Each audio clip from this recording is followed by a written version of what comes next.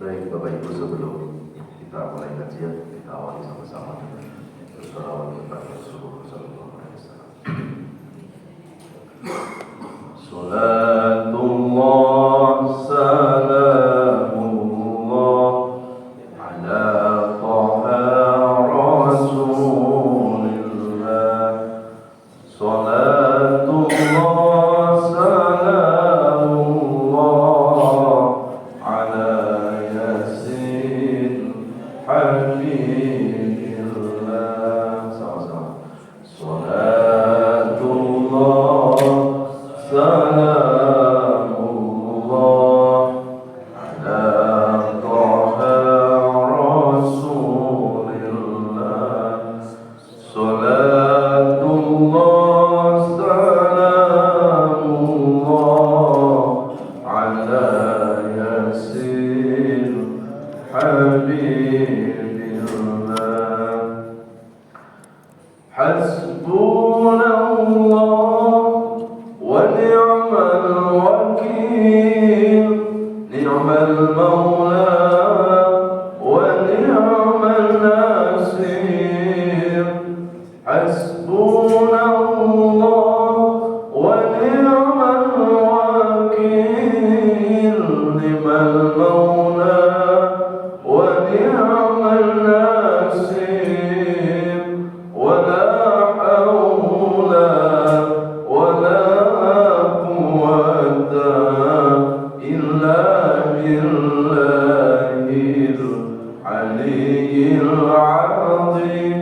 Wala hawla wala quwwata illa billahil aliyyil azim. Salatullah salamullah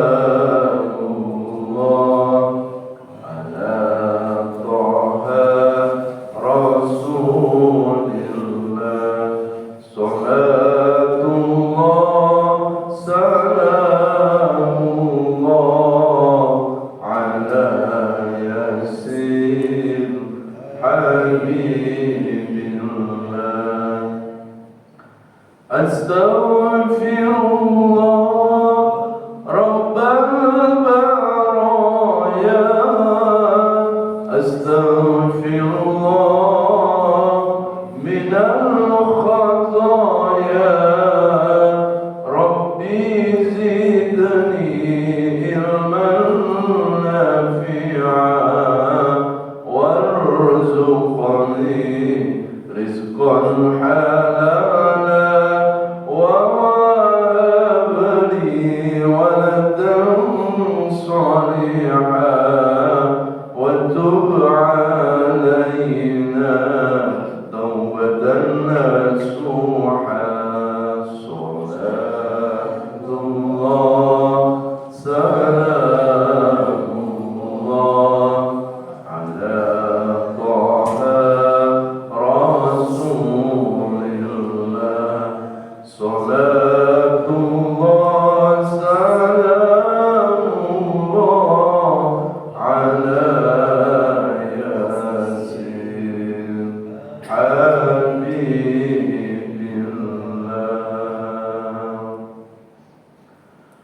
Allahumma salli wa sallim wa barik alaihi.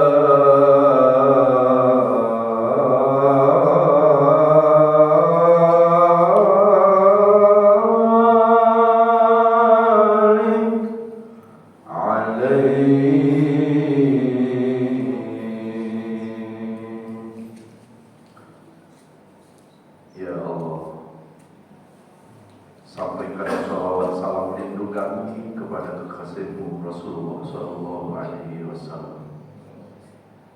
Ya Allah, sandingkan kami, sandingkan seluruh keluarga kami, sandingkan ayah dan ibu kami, kelak di akhiratmu bisa bersanding dengan Rasulullah di dalam surga, bisa bersanding dengan orang-orang yang Engkau kasih. Rabbana taqabbal إلى رسولك الكريم. الفاتحة.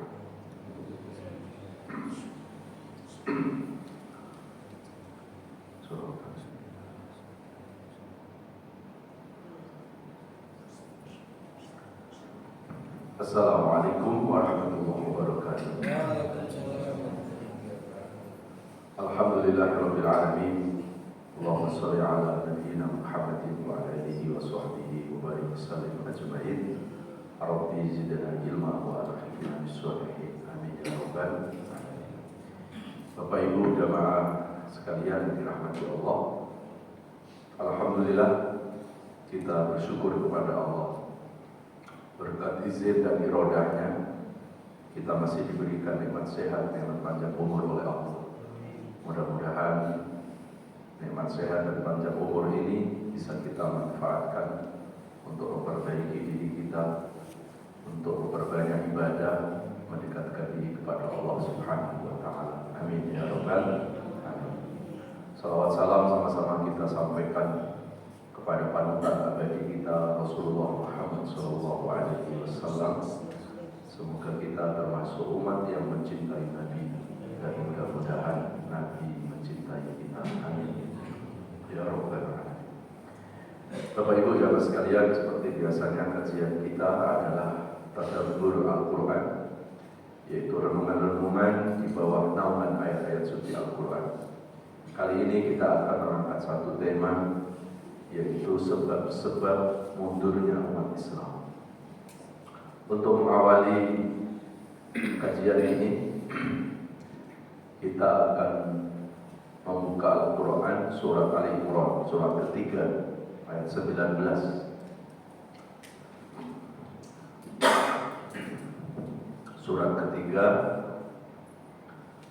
surat Al-Imran, ayat 19. أعوذ بالله من الشيطان الرجيم.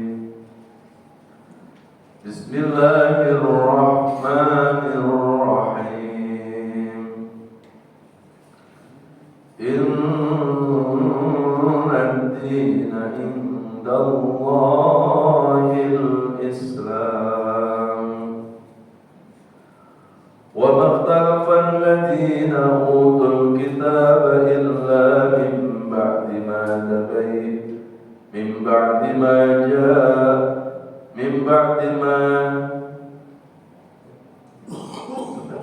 أعوذ بالله من الشيطان الرجيم. بسم الله الرحمن الرحيم.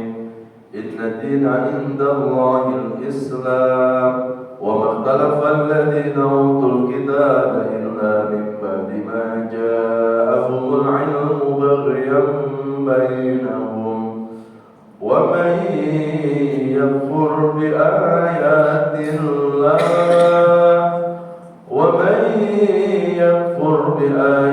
الله فإن الله سميع حساب. Subhanallah.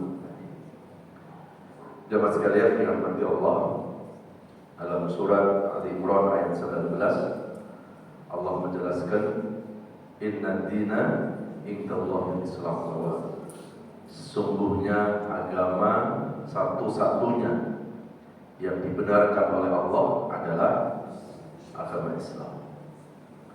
Maka kita sebagai seorang muslim tidak boleh mengatakan bahwa semua agama itu baik. Kalau kita mengatakan semua agama itu baik, harusnya jangan dititik di situ. Semua agama itu baik buat pengikutnya, gitu. Ya. Karena kita pengikut Islam, Islam yang terbaik. Adapun yang agama Hindu mengatakan Hindu baik, ya silakan, mereka memang beragama Hindu. Adapun yang Buddha mengatakan Buddha yang terbaik, ya silakan. Tapi kita sebagai seorang muslim tidak boleh mengatakan semua agama itu baik. Karena kalau kita mengatakan semua agama itu baik, berarti secara tidak langsung kita melegalkan orang untuk pindah agama. Toh nggak apa-apa kok semua agama baik ini. Nah ini bahaya Pak.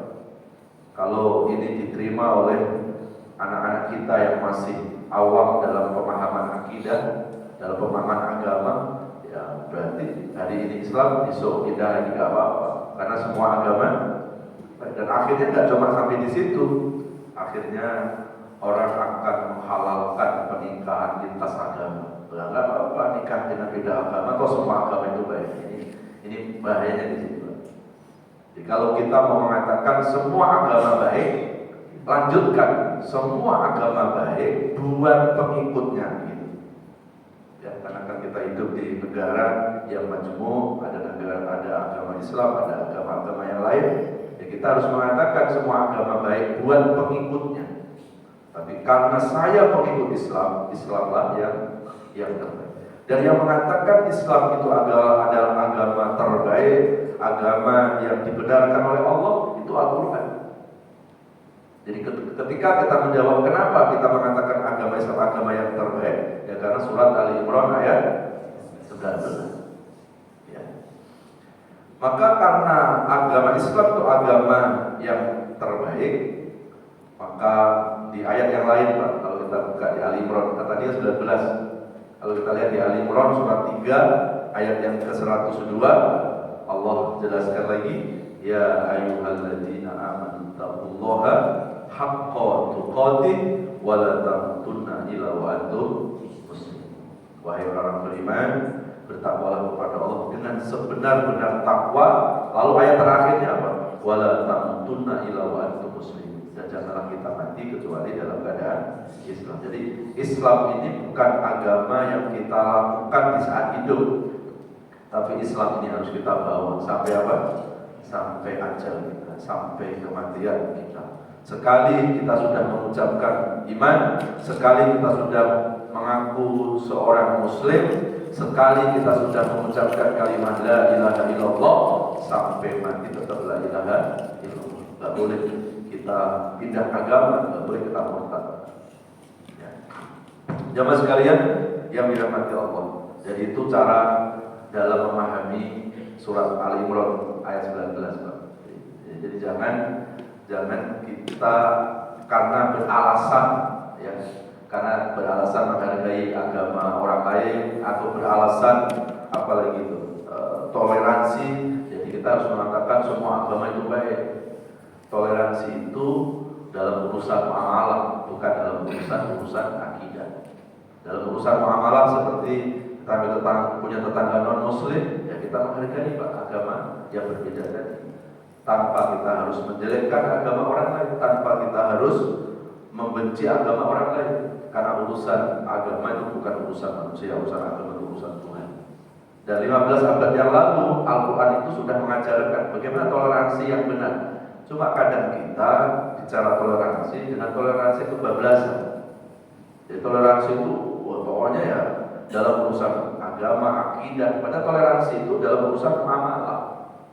Ya, pokoknya ada tetangga kita non muslim Pak meninggal dunia, bentuk toleransi kita apa? Ya kita datang ke rumah, kita takziah. Itu muamalahnya di situ. Boleh nggak kita menyediakan kursi? Boleh, itu kan muamalah. Boleh nggak antar jenazah sampai kuburannya? Boleh. Tapi ketika jenazah itu disolatkan, jangan alasan toleransi. Ketika jenazah itu disembahyangkan, jangan kita karena alasan toleransi kita ikut-ikut juga gitu ya. Nah inilah toleransi yang diajarkan oleh Islam. Dan Islam itu agama sangat toleran. Dan Islam itu sebetulnya nggak perlu diajari tentang toleransi, karena 15 abad yang lalu Al-Quran sudah bicara tentang lakum dinukum ya.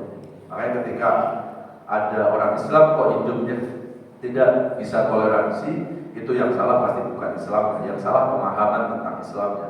Sama seperti kalau ada orang Islam senangnya melakukan tindakan-tindakan kekerasan radikal, yaitu yang salah bukan Islamnya, itu yang salah pemahaman tentang Islamnya. Anggap aja itu oknumnya. Jangan gara-gara hanya satu orang yang melakukan teror, lalu kemudian Islam dicap dengan Islam itu teroris. Padahal teroris bukan Islam, Islam juga bukan teroris. Ya. Jangan hanya gara-gara sekelompok umat Islam melakukan tindakan-tindakan kekerasan, lalu Islamnya yang dikorbankan. Jangan. Karena kalau bicara tentang oknum ya, sebetulnya oknum itu nggak hanya ada di dalam Islam. di luar Islam pun juga ada. Jadi kita harus pisahkan mana orang Islamnya dan mana ajaran Islam. Jadi kalau ada orang Islam melakukan hal-hal yang tidak baik, maka yang salah itu orangnya, bukan Islamnya. Jamaah sekalian yang dirahmati Allah Subhanahu wa taala. Dan Islam adalah agama yang akan dijaga oleh Allah sampai hari kiamat. Itu janji, itu hadis yang disampaikan oleh Rasulullah. Jadi Islam itu nggak mungkin hilang dari dunia. Islam itu pasti akan dipelihara oleh Allah. Al-Islamu ya'lu wa la yu'la alaih. Islam itu agama yang tinggi dan tidak ada agama yang akan melebihi dari tingginya keluhuran agama Islam. Ya.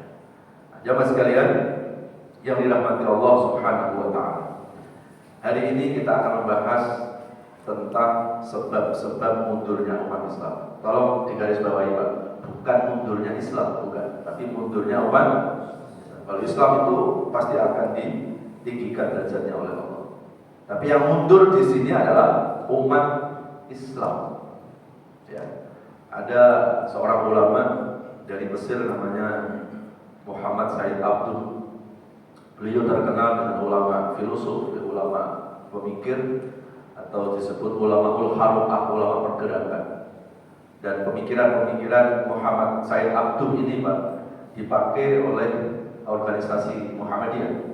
Jadi Kiai Ahmad Dahlan itu menjalankan organisasi Muhammadiyah, itu mengambil pemikiran dari Muhammad Said Abduh. Beliau wafat 1905 Masehi di Mesir, ya, dan beliau adalah salah satu murid dari seorang ulama besar di Afghanistan, yaitu Syekh Jamal Ad-Din. Dan Muhammad Said Abduh melahirkan banyak ulama-ulama dunia Pak. Di antaranya ada Said Qutb, Hasan al-Banna, kemudian ulama tafsir dunia Muhammad Rashid itu adalah murid-murid dari Muhammad Said Abduh. Nah, beliau pernah mengatakan al-Islam mahjubun bil muslimin. Islam itu dihalang-halangi kemajuannya oleh umat Islam sendiri. Ini sangat menarik. Dan beliau juga membuat satu analisa limada ta'akhirul muslim, limada ta'akhirul muslimun wa limada taqaddama ghairuh. Kenapa umat Islam mundur dan kenapa non muslim berkembang. Jadi banyak pemikiran-pemikiran dari beliau. Kenapa Islam ini? Kenapa umat Islam mundur? Ya, dan ternyata al-Islam mahjubun bil muslim. Jadi kemunduran umat Islam itu disebabkan oleh umat Islam sendiri. Maka musuh umat Islam sekarang itu bukan hanya musuh eksternal, tapi musuh umat Islam sekarang adalah musuh internal. Apa musuh internal itu Pak? Yang sekarang ini yang dihadapi oleh umat Islam sekarang adalah perpecahan antar umat Islam. Itu kan dari dalam sendiri. Ya. At-tafarruq bainal muslim, perpecahan antar umat Islam. Dan hari ini kita sudah merasakan Pak. Ya, bagaimana hanya berbeda fikih, hanya berbeda paham gitu ya, sama muslim saling provokasi, saling menjelekkan, saling menyesatkan dan seterusnya.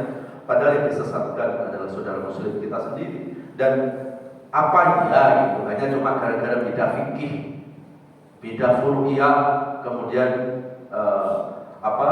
umat Islam itu pantas untuk disesatkan, ya. Bahkan sampai sama muslim ada yang mengkafirkan gitu ya. Padahal dulu Rasulullah SAW waktu di Mekah itu mengislamkan yang kafir. Kenapa hari ini umatnya malah mengkafir-kafirkan yang sudah Islam hanya cuma gara-gara beda fikih, hanya gara-gara beda pemahaman. Dan sebentar lagi mungkin kita juga akan berbeda pilihan politik. Bagaimana sikap kita? Ya nggak perlu lah kita kemudian mempertajam perbedaan tadi. Kita perlu untuk mempertajam persamaan. Apa persamaan kita? Ya sesama umat Islam. Ya, kalaupun ada perbedaan-perbedaan, entah itu fikih, entah itu pemahaman, entah itu dalam perbedaan pilihan-pilihan politik, nggak ada alasan umat Islam sudah saling bermusuh-musuhan. Ini yang dikhawatirkan Rasulullah 15 abad yang lalu. Idza ftaraqat ummati fantadhis sa'ah. Kalau umatku sudah terpecah belah, tunggulah masa kehancuran. Jadi hancurnya umat Islam itu disebabkan oleh faktor internal, faktor umat Islam itu sendiri. Maka ketika kita sebagai seorang muslim kepengen Islam itu bangkit, kepengen Islam itu bisa bersaing dengan negara-negara yang maju itu, Pak, ya kita harus mampu memperbaiki satu dari dalam. Apa itu? Kita pertajam persamaan kita, tidak usah pertajam perbedaan. Apa persamaan kita? Kita sesama umat Islam. Tuhannya sama, nabinya sama, Qurannya sama, gitu ya, kiblatnya sama, pergi hajinya masih ke Mekah sama kan? Belum ke Zaitun gitu. Nah ini cuma hanya gara-gara beda fikih, beda pilihan politik, pantas gak sama muslim saling provokasi, saling musuh-musuhan. Nanti yang tepuk tangan siapa? Ya musuh-musuh Islam yang tepuk tangan. Karena memang cara musuh Islam untuk menghancurkan Islam itu ya dari dalam itu. Ya, dan musuh umat Islam sekarang itu ya yang mengadu domba kita. Ya, jadi bukan sesama umat Islam. Ya, yang mengadu domba kita ini Pak, di tempat yang sunyi, senyap gitu. Tapi mereka sekarang sudah masuk Pak, ke jantungnya umat Islam, bahkan sudah masuk ke jantungnya bangsa ini. Diaduk-aduk Pak, persaudaraan kita, diaduk-aduk persatuan kita. Ini harus kita waspadai. Dan kita perlu ingat sejarah Islam di Andalusia. Kita perlu ingat sejarah Islam di Manila. Dulu Andalusia itu 700 tahun Pak, Islam pernah jaya di sana. Hari ini Islam tidak bisa bangkit lagi di sana. Apa penyebabnya Pak? Karena umat Islam tidak bisa merawat persaudaraan. Lalu akhirnya masuk tentara Salibis, dan tentara Salibis akhirnya punya kekuatan kan? Karena umat Islam sudah terpecah belah. Dan akhirnya tentara Salibis itu mengusir umat Islam dari Andalusia. Kalau mereka nggak mau keluar dari Andalusia, mereka bunuh dan dimurtadkan. Sampai sekarang nggak bisa bangkit lagi. Kemudian di Manila dulu itu pernah mayoritas Islam, Pak. Ya. Makanya Manila dulu dipimpin sama kesultanan, dan tidak mungkin Manila dipimpin sama sultan kalau nggak mayoritas Islam. Dan konon salah satu sultan di Manila itu konon ada orang Melayu, orang kita. Hari ini Islam di Manila hanya tinggal 10%. Kenapa nggak bisa bangkit lagi? Sama Pak. Persoalannya adalah umat Islam tidak bisa merawat persaudaraan.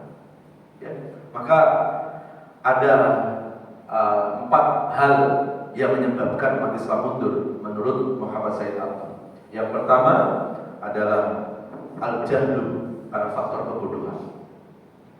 Ya, jadi ketika umat Islam mau bangkit, mau bersaing dengan umat-umat yang lainnya, umat Islam harus memperbaiki sektor pendidikan. Ya, umat Islam harus cerdas intelektual, tetapi umat Islam juga harus cerdas spiritual. Jadi intelektual juga cerdas, spiritual juga cerdas. Itu dulu yang digagas oleh siapa? Oleh Presiden ketiga kita, Pak B.J. Habibie almarhum. Beliau membuat program umat Islam harus cerdas iptek dan intak. Ya, cerdas intelektual, tapi juga cerdas intak, iman dan takwa, spiritual. Karena kalau kita hanya cerdas intelektual, Pak, tidak diimbangi dengan kecerdasan spiritual, ya akhirnya akal kita bukan membawa kebaikan, justru malah menyesatkan. Ya, sekarang ya koruptor itu nggak ada orang bodoh, Pak.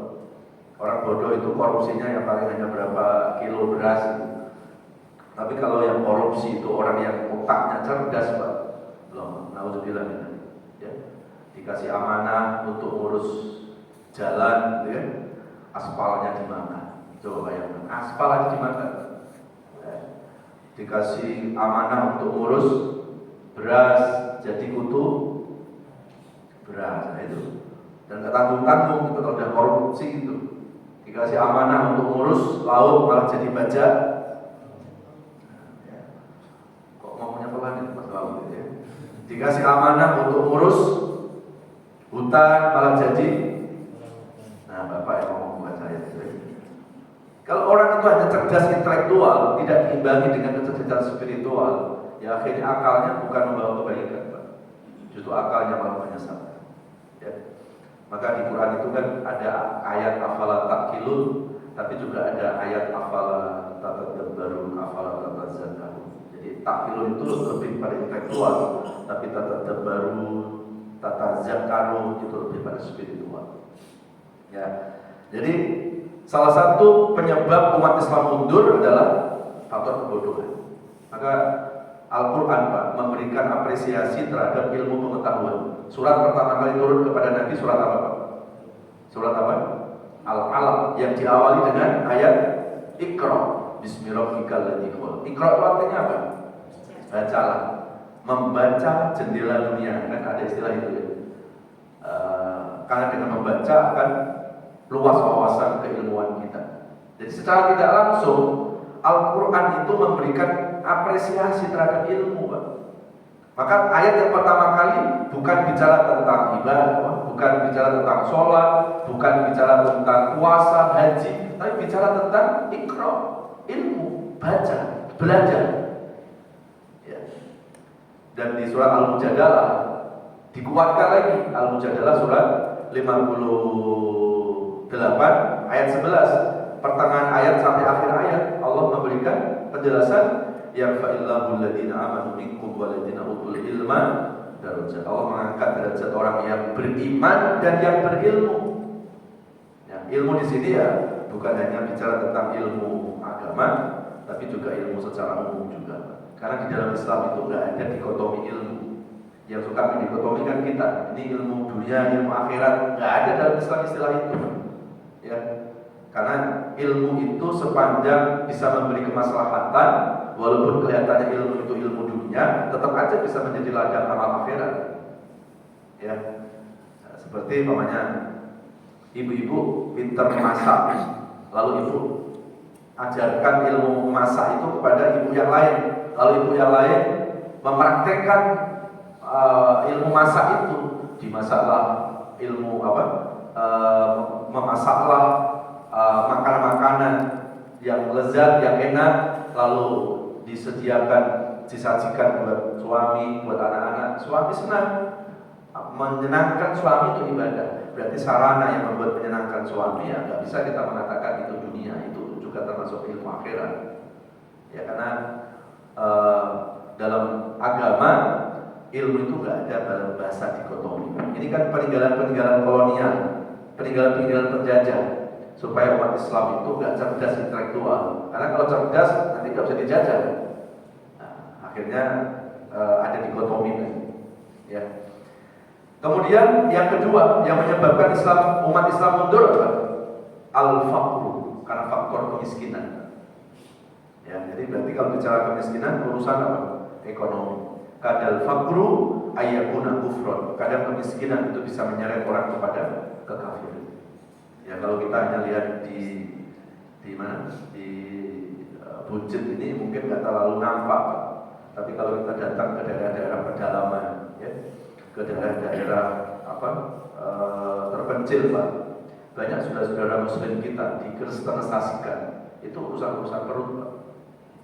Ya, apakah di sana nggak ada pesantren, nggak ada pengajian? Ada. Tapi kenapa mereka menggadaikan akidah? Urusan-urusan ekonomi. Datang misionaris, ngasih baju bekas, ngasih bantuan-bantuan. Lama-lama saudara-saudara kita yang Muslim itu Pak empati. Ya, karena apa? Karena banyak orang Islam yang kurang peduli sama umat Islam. Ada yang non Muslim malah peduli. Dan memang akidahnya ya, memang dangkal, ya sudah, akhirnya dia berpikir dengan pemikiran yang singkat. Kok Islam justru malah nggak peduli sama kami? Kak, yang peduli malah justru yang non Muslim. Pelan-pelan akhirnya mereka empati, simpati, dan akhirnya mereka keluar dari Islam. Ada yang keluar dari Islam itu terang-terangan, ada yang keluar dari Islam sembunyi-sembunyi. Maka disinilah pentingnya kita sebagai seorang Muslim harus membangun sektor ekonomi. Dalam hadis disebutkan al-mu'minul qawiyyu afdalu minal mu'minid dhaif. Mukmin yang kuat lebih disukai Allah ketimbang mukmin yang lemah. Kuat apa? Termasuk kuat iman, kuat ibadah, kuat ilmu, dan kuat ekonomi. Ya. Ada yang mengatakan kan ekonomi bukan sesuatu yang menjadi segala-galanya. Ada yang mengatakan uang kan bukan segala-galanya. Memang uang bukan segala-galanya, tapi faktanya segala-gala perlu uang. Ya, nggak usah bicara tentang kehidupan dunia. Rukun Islam Ada berapa? 5. Coba lihat. Rukun Islam yang 5, yang gratis nggak pakai dana, cuma 1 baca syahadat. Yang lain pakai dana semua. Sholat paling nggak pakai baju itu, pakai mukena supaya afdol sholatnya di masjid. Masjid dibangun dengan uang juga. Ya. Nah, haji harus kaya, terus apalagi zakat harus kaya. Ya. Kemudian puasa ada buka, ada sahur, pakai dana juga. Jadi kalau ada orang Islam punya pemahaman bahwa udahlah di dunia kere nggak apa-apa, yang penting akhirat masuk surga, saya kira itu ungkapan putus asa. Ya kalau sudah berusaha, sudah ikhtiar, ternyata memang Allah membagikan rezeki seperti itu yang kita terima. Tapi jangan belum ikhtiar, belum berusaha, kita punya pemahaman seperti itu. Ya. Nah, jamaah sekalian yang dirahmati Allah Subhanahu Wa Taala. Kemudian yang ketiga apa Pak? Yang ketiga adalah tarkus sunnah. Yang menyebabkan umat Islam mundur adalah umat Islam sudah meninggalkan sunnah, meninggalkan Al-Quran, ya, meninggalkan ajaran-ajarannya sendiri. Nah ini salah satu penyebab kenapa umat Islam itu mundur. Ya, sepanjang umat Islam itu masih berpegang teguh dengan Al-Quran, dengan As-Sunnah, dengan ajaran-ajarannya Pak, pasti umat Islam itu akan menjadi umat Islam yang kuat. Masih ingat nggak Pak, bagaimana saudara-saudara kita sekarang di Palestina? Rumah nggak ada, keluarga sudah meninggal, tapi tetap mereka kuat. Ya, kenapa? Ya karena mereka tidak meninggalkan ajaran agama. Ya, bahkan anak-anak kecil Pak di sana, ya, rumah sudah nggak ada, di tangannya itu masih pegang Al-Quran. Ya, bahkan ada 2 anak kecil datangin seorang yang membantu mereka di camp-campnya mereka. Anak kecil itu bilang sama orang ini, paman, kalau paman datang ke sini, tolong ya jangan lupa paman untuk membawakan Al-Quran buat kami. Anak kecil, anak SD Pak. Ya, akhirnya paman yang datang ke camp itu menangis. Ya, dalam kondisi perang, rumah sudah nggak ada, orang tua aja pun sudah meninggal dunia Pak. Ya, anak-anak kecil itu yang dipegang adalah Al-Quran. Ya, sampai seorang yang datang ke camp itu bawa makanan Pak, sampai malu. Karena yang ada di pikiran kita ini, mereka kan dalam kelaparan, ya kan? Mereka kan dalam kesulitan, Pak. Ya udah bawa makanan sebanyak-banyak. Ternyata 2 anak kecil yang kira-kira masih kelas SD itu, ternyata yang dibutuhkan bukan hanya sekedar makanan. Sampai dia bilang ke paman nanti kalau datang ke sini lagi jangan lupa ya, jangan lupa untuk bawa Al-Quran kepada kami. Nah inilah bukti, ya, ketika umat Islam itu berpegang teguh dengan sunnah, berpegang teguh dengan ajaran Islam, umat Islam tidak akan bisa dilemahkan. Maka cara Zionis, cara musuh Islam untuk menghancurkan umat Islam, maka umat Islam itu akan dijauhkan dari sunnah, akan dijauhkan dari Al-Quran. Karena ketika umat Islam sudah jauh dari ajaran agamanya, gampang digoyahkan. Itu, ya. Nah, jamaah sekalian yang dirahmati Allah Subhanahu Wa Taala. Kemudian yang keempat adalah at-tafarruq bainal ummah. Nah ini Pak, perpecahan antar umat Islam. Ya, maka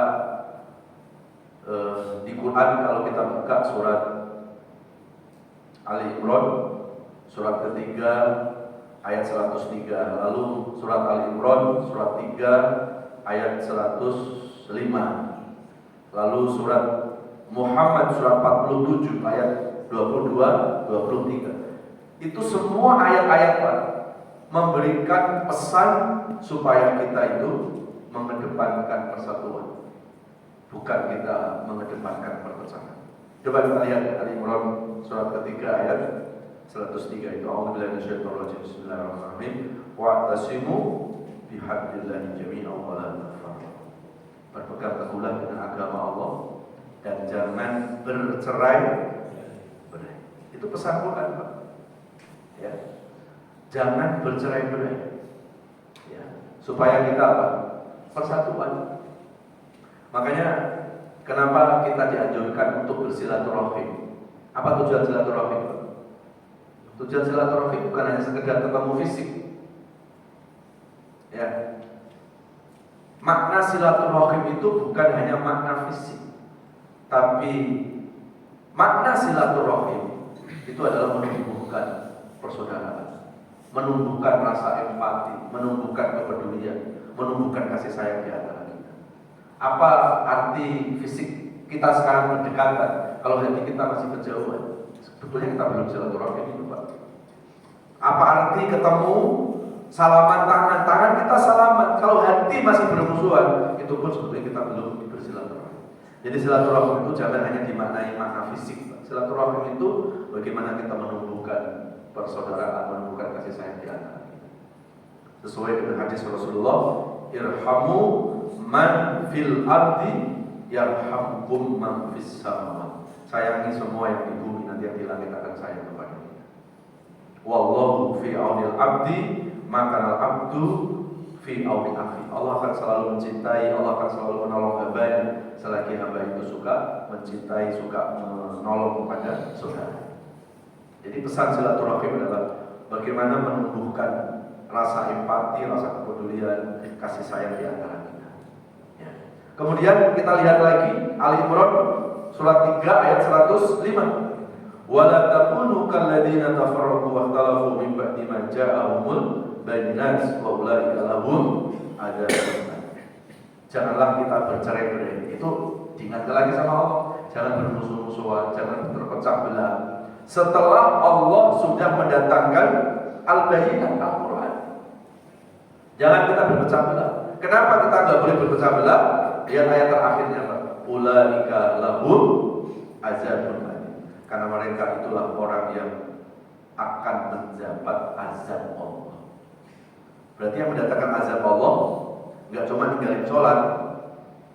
Yang mendatangkan siksa Allah itu nggak cuma hanya ninggalin puasa, ninggalin apalagi haji, gitu ya. Ternyata meninggalkan silaturahim, bermusuh-musuhan, itu juga mengundang kemurkaan Allah Subhanahu wa taala. Tapi hari-hari ini kan banyak umat Islam takut dosa ninggalin sholat, tapi gak takut dosa, Pak, bermusuhan dengan saudaranya, ya kan? Jadi kalau ada orang nih, Pak, ada orang Islam yang sudah biasa rajin sholat, lalu disuruh tidak sholat sekali saja, Mas, berani gak Mas? Gak usah sholat subuh sekali. Pasti dia jawab, Pak, oh gak berani saya ninggalin sholat subuh. Kenapa gak berani? Saya takut diazab, saya takut disiksa. Oh jadi takut ninggalin sholat? Iya. Begitu ditanya, kalau takut dosa ninggalin sholat, takut dosa nggak ninggalin silaturahmi? Ya. Jadi dia bilang kalau ninggalin sholat takut dosa, tapi nggak baik sama tetangga, nggak baik sama orang jatuh biasa.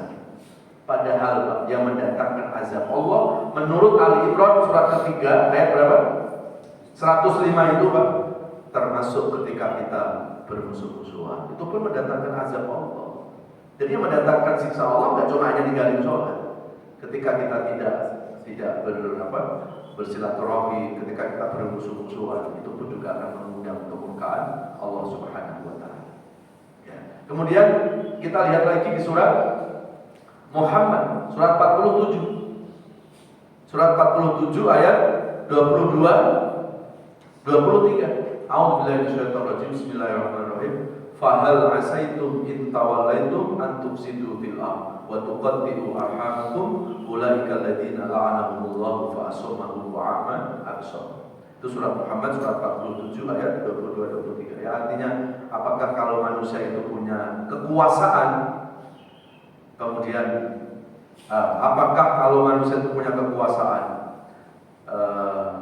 kemudian dia akan membuat kerusakan di muka bumi dan memutuskan tali persaudaraan, maka mereka itulah orang-orang yang dilaknat oleh Allah.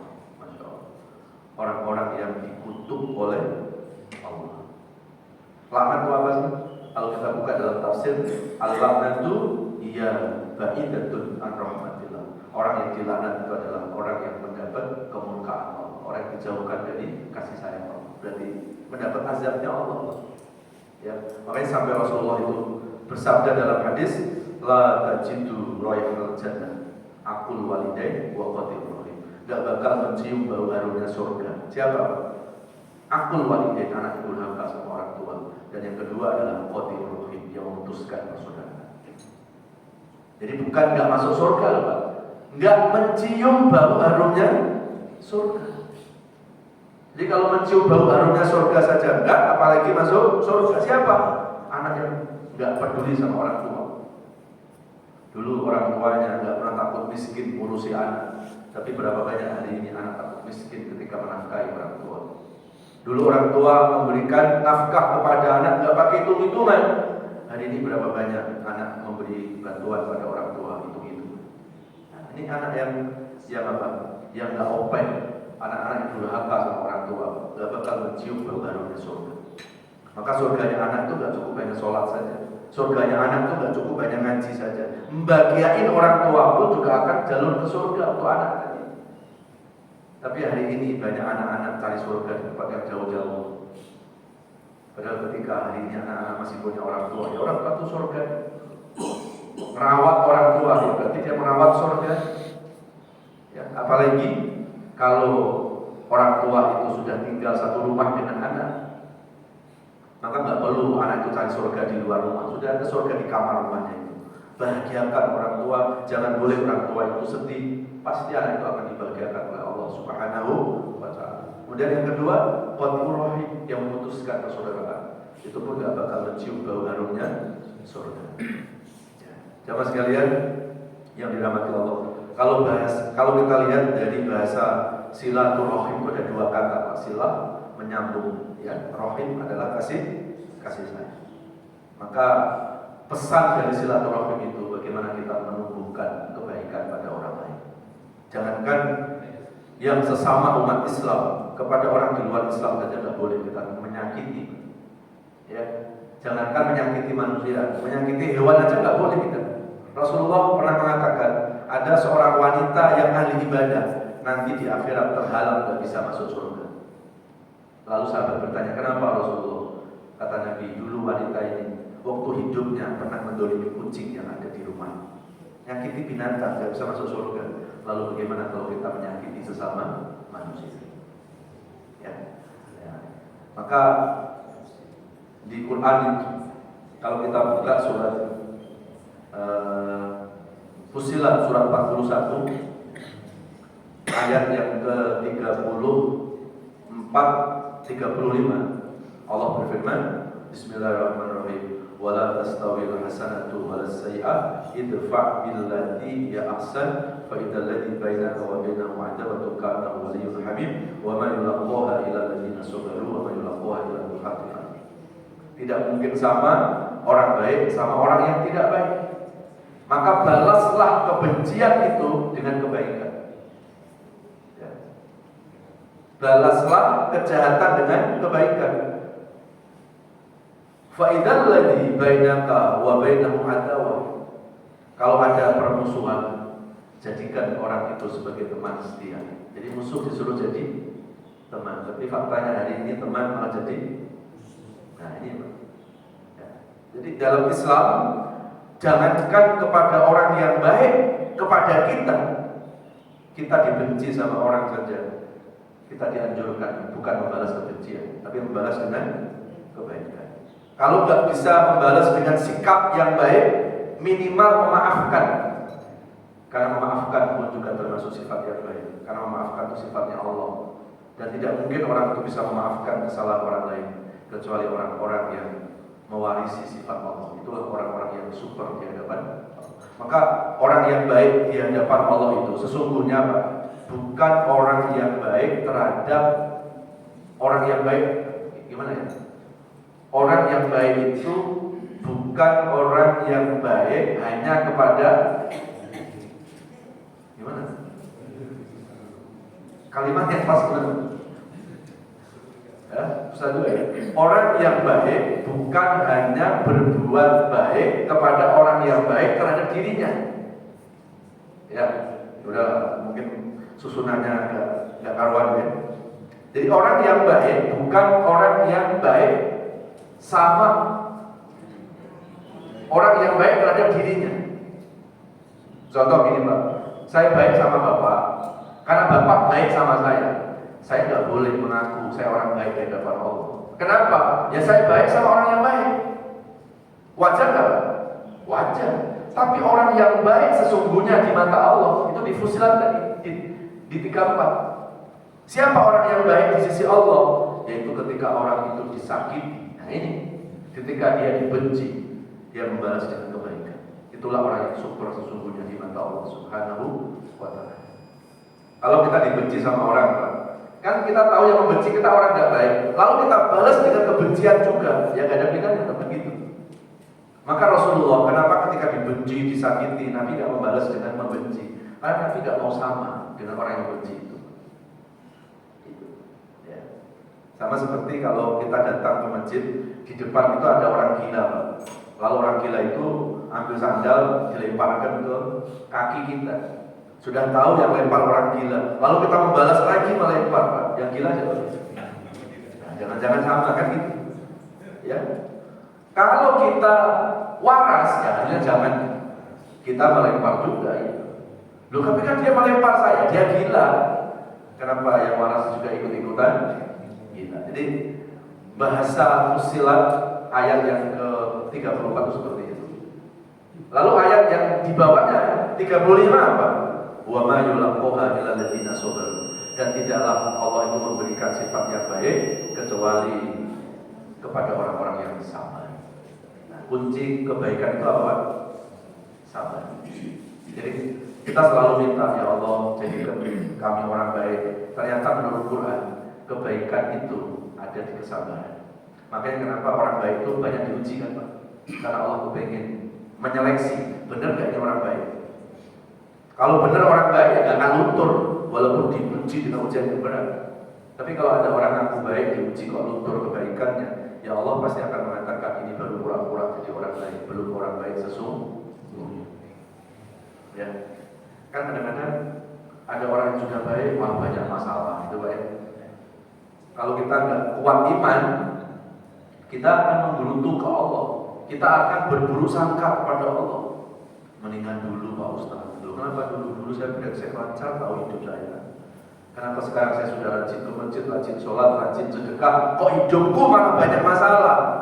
Berarti dia nggak paham ujian, Pak. Kenapa orang baik itu diuji? Karena ujian itu untuk menyeleksi kebaikan. Kalau brengsek apa mau diseleksi? Gitu. Ya. Maka ketika kita sudah mulai hijrah, sudah mulai memperbaiki diri, kok tiba-tiba hidup kita dihadapkan dengan berbagai macam ujian, yakini saat itu iman kita lagi diseleksi oleh Allah, lagi diaudisi oleh Allah. Ya. Jamaah sekalian yang dirahmati Allah Subhanahu wa Ta'ala. Kemudian kembali ke surat apa tadi? Yang terakhir. Surat Fussilat surat 41 ayat yang ke-35, wa ma yulaqaha illa alladziina sabaru wa ma yulaqaha illa dzu hazzin adzim. Dan tidaklah orang itu akan mendapatkan kebaikan kecuali orang-orang yang mendapatkan keberuntungan. Nah, tadi dikatakan tidak mungkin orang itu diberikan sifat yang baik kecuali orang yang sabar. Satu ya Pak, tidak akan Allah berikan kebaikan kecuali kepada orang yang mendapatkan keberuntungan. Berarti kebaikan berbanding lurus dengan kebahagiaan, dengan keberuntungan. Maka ketika hari-hari ini kita berharap supaya kita mendapatkan hidup bahagia dunia akhirat, ternyata kebahagiaan itu berbanding lurus dengan kebaikan kita. Ya. Kalau kebaikan berbanding lurus dengan kebahagiaan, berarti dosa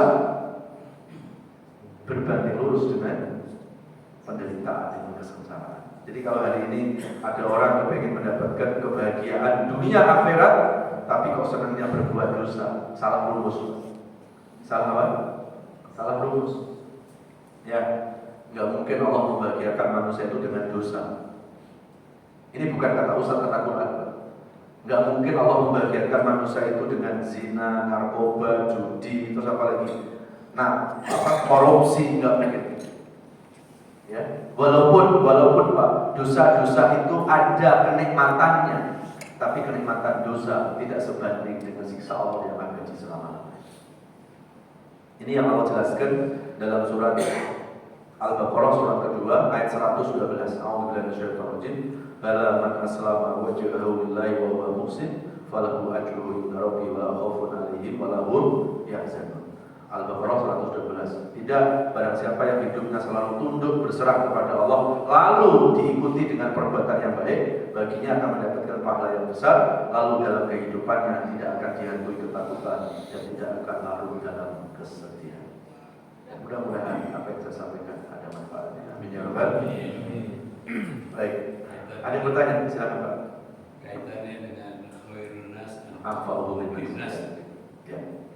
Ya, itu sebetulnya ada korelasi dengan surat tadi Al-Baqarah 112. Cuma hanya beda apa? Beda kata saja. Kalau di hadis itu kan hadis ya. Kalau itu menggunakan kata khairun nas, itu sebaik-baik manusia. Kalau di Al-Qur'an Al-Baqarah 112 itu menggunakan kata muhsin. Itu dari kata hasan, baik juga. Ya.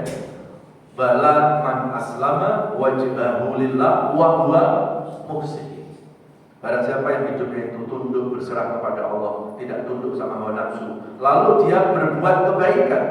Kebaikan itu apa? Yang memberi manfaat buat orang lain. Kan itu. Itulah sebaik-baik manusia. Jadi manusia dikatakan baik itu bukan hanya dilihat dari imannya saja, Pak. Bukan hanya dilihat dari ibadah vertikalnya saja. Tapi manusia dikatakan baik juga akan dilihat sejauh mana hubungan baik terhadap sesamanya. Kalau dalam bahasa Quran itu ada bahasa apa? Duribat alaihi mudillatu aina masukifu ila bihablin Allah wa hablin minan. Ada ibadah vertikal, juga ada ibadah yang bersifat horizontal. Dikatakan dalam hadis itu, Pak, tidak termasuk umatku la yu'minu ahadukum hatta yuhibba li akhihi ma yuhibbu li nafsihi. Tidak sempurna iman seseorang kalau dia belum mencintai orang lain sebagaimana mencintai diri sendiri. Jadi orang yang memberi manfaat pada orang lain itulah khairun nas. Berarti kalau kita mau menjadi orang baik, Pak, orang baik itu bukan hanya memikirkan kebaikan diri sendiri, tapi dia juga menjadi kebaikan buat orang lain. Nah, orang yang baik itu bukan orang yang mencari surga sendiri, tapi dia juga menjadi jalan ke surga buat orang lain. Orang yang baik itu bukan orang yang mencari selamat sendiri, yang baik yang menjadi jalan keselamatan buat orang lain. Makanya dalam hidup ini kenapa disuruh amar ma'ruf nahi munkar? Itu implementasi khairun nas, anfa'uhum linnas. Jadi kalau hari ini kita ke masjid sendiri, ngaji sendiri, nggak pernah peduli sama kanan kiri kita, nggak pernah peduli terhadap teman sahabat kita, nggak ngajak-ngajak berbuat baik, Pak. Kita hanya baik untuk diri sendiri. Itu namanya soleh, belum muslim. Kalau soleh itu hanya untuk diri sendiri, tapi belum muslim. Kalau muslim, dia menjadi jalan kebaikan buat orang. Itu yang dimaksud kalimat al-fa'ul. Ibu-ibu, ada pertanyaan lagi? Cukup? Baik, kita berdoa kepada Allah. Semoga doa-doa kita dijawab dikabulkan Allah Subhanahu wa taala. A'udzubillahi minasyaitonir rajim. Bismillahirrahmanirrahim. Alhamdulillahirabbil alamin. Allahumma shalli ala Muhammad wa ala alihi wa sahbihi wa barik wa sallim ajmain. Ya Allah ya Rahman, ya Allah ya Rahim, ya Mujib as-Sa'il. Ya Allah yang Maha mendengar, Maha melihat, Maha menyaksikan, Maha menghidupi, Maha mewafatkan. Ya Allah, kami bersyukur kepadamu karena Engkau masih memberikan kesempatan kepada kami untuk menikmati indahnya kehidupan dunia. Ya Allah, jadikan sisa-sisa hidup kami menjadi hidup yang jauh lebih baik, ya Allah. Hidup yang lebih berkah, hidup yang penuh ibadah, hidup yang selalu mampu memperbaiki diri. Ya Allah, bila hidup ke depan kami ini masih membawa kebaikan-kebaikan, mohon panjangkan usia kami, ya Allah. Berikan kesehatan jasmani rohani kami. Angkat seluruh penyakit-penyakit kami, baik penyakit fisik maupun penyakit hati yang susah diobati. Ya Allah, berikan keikhlasan dan kesabaran dalam menjalani sisa-sisa hidup ini, ya Allah.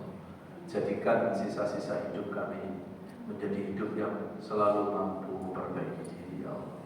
Ya Allah, dari mulai hari ini sampai Engkau mencabut nyawa kami, tetapkan iman dan Islam kami, ya Allah, sehingga hanya nama-Mu yang kami sebut ketika kami menghembuskan nafas terakhir kami. Ya Allah, sebelum ajal menjemput kami, izinkan kepada kami untuk bertaubat kepada-Mu, ya Allah. Ajarkan kepada kami makna taubat agar kami mampu menyadari dosa-dosa kami selama ini. Kami bukan orang yang suci dari dosa. Kami bukan orang yang suci dari kesalahan. Kami menyadari banyak dosa-dosa dari masa lalu hingga saat ini, ya Allah. Ampuni dosa-dosa kami. Jangan Kau balas dosa-dosa kami dengan kemurkaan-Mu, ya Allah. Jangan Kau balas dosa-dosa kami dengan musibah-musibah yang selalu menghampiri hidup kami. Wassallallahu ala nabiyyina Muhammadin wa ala alihi wasallam. Walhamdulillahirabbil alamin. Subhanallahumma wa bihamdika asyhadu an la ilaha illa anta astaghfiruka wa atubu ilaik. Mohon maaf lahir batin. Assalamualaikum